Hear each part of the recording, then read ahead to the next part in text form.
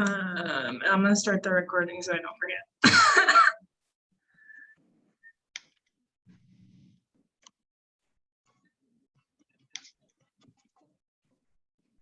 So much easier to share screens on Zoom. I don't understand why.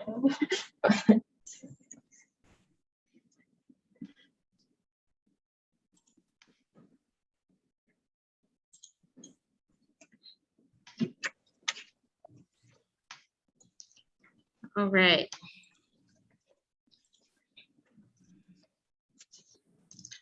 Hopefully this works out. Should we get going? Let's. All right, so today we're going to talk to you about removing barriers and creating opportunities for climate resilient agriculture by optimizing federal crop insurance. I'm Laura Vanderpool, a PhD candidate studying soil ecology. I'm Clara Tibbetts, a PhD candidate studying chemistry. And I'm Dani Lin Hunter, and I'm a PhD candidate studying social ecological systems. With the progression of climate change comes increased crop failure, and consequently, we have an overall threat to our food system. And though climate change presents many challenges for agriculture, what we want to drive home today is how agriculture policies can help with climate change mitigation and creating more resilient food systems. But first, to explain the status quo. The USDA Farm Bill plays a significant role in dictating U.S. farming practices, especially through the Federal Crop Insurance Program, or FCIP.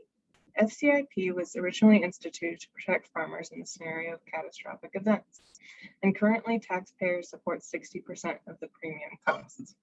If we think about a 2-degree warming scenario by 2050, it's expected that the cost of crop insurance will rise by $3.7 billion, since most of the payouts are due to extreme weather events.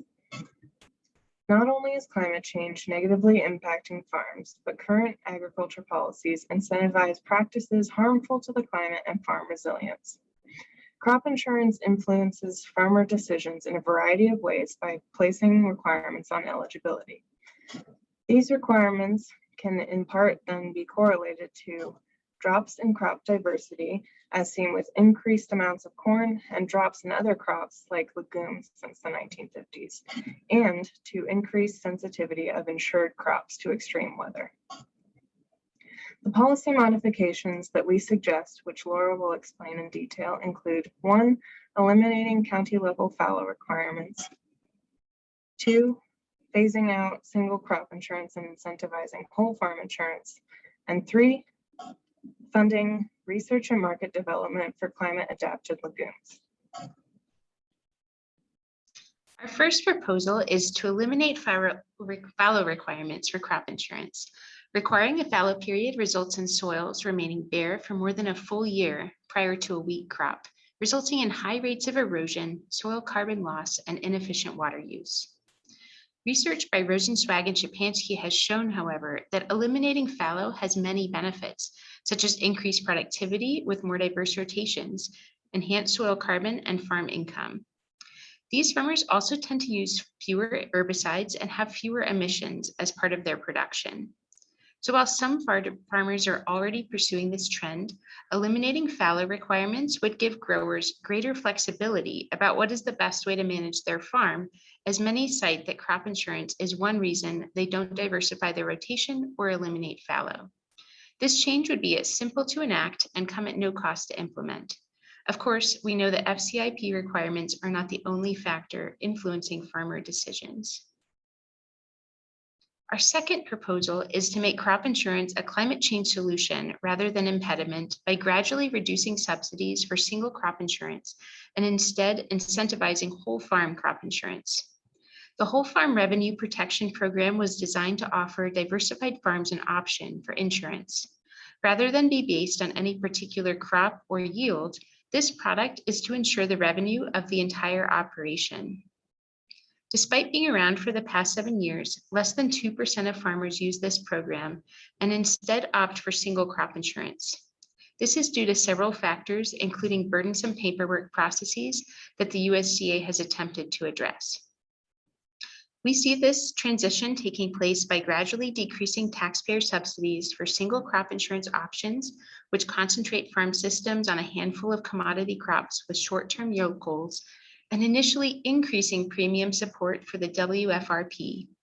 Thus, the single crop offerings need not be eliminated, but they would be more expensive. We believe that this type of insurance offering would correct many of the ways that FCIP disincentivizes crop diversity and adaptation, yet still offer robust protection for farm revenue independent of specific crop performance, price, or practice. The USDA could also build into this program incentives for crop diversity based on farm size and include a soil health management plan as part of what FCIP considers a best management practice.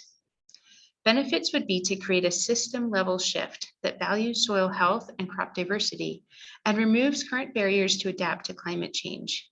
This shift would require changing how crop insurance is administered and would need to be implemented with farmer input to inform the best ways to make this transition and ensure grower buy-in. Our final proposal is to offer farmers better options for crops to rebuild soil health, adapt to climate change, and provide nutrient-dense food by investing in the market and development of climate-adapted legumes. We believe that public funding into crop breeding and market development would have a huge potential payoff with legumes such as peas, lentils, and dry beans. Crop breeding in the US is suffering from a lack of investment as increasingly plant breeding efforts have been focused on maintaining infrastructure rather than developing new cultivars. And few, if any, legume breeding efforts have selected for key traits such as nitrogen fixation capacity or drought and disease tolerance. Yet historically, significant improvements to crops have begun as public funding initiatives. For example, public funding of corn made it the crop it is today, a tropical plant now able to be grown in temperate regions worldwide. These investments tend to have a high return with a range of $12 to $40 return for every $1 invested with public funds. Legumes have been shown to rebuild soil organic matter and support improved crop yields for subsequent crops. They also require fewer inputs to grow, reducing costs and greenhouse gas emissions for rotations that include them. We believe that now is the time to invest in legume crops, which have received little plant breeding attention and thus likely have great potential for significant gains. This investment should also include funding for infrastructure to store legumes and develop markets, which are essential for farmers to be able to grow something new. This would be a long-term investment in the type of crops we need now and in the future to see improvements in our food system, nutrition, and resilience.